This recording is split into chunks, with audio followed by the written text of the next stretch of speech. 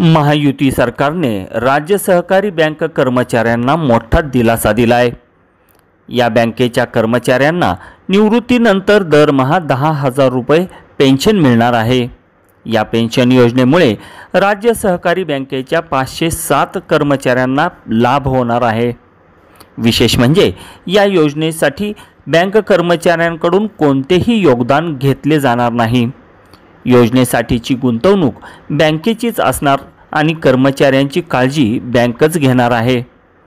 ही योजना नेमकी काय आहे हे जाणून घेऊया।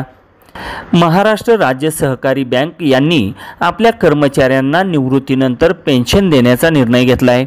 या योजनेअंतर्गत राज्य सहकारी बँकेच्या कर्मचाऱ्यांना निवृत्तीनंतर दर महिना 10,000 रुपये इतकी पेन्शन मिळणार आहे।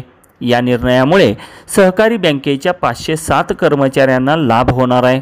या योजनेसाठी लागणारी संपूर्ण गुंतवणूक ही राज्य सहकारी बँकेची असणार असून योजनेकरता बँकेच्या कर्मचाऱ्यांकडून कोणतेही योगदान घेण्यात येणार नाही।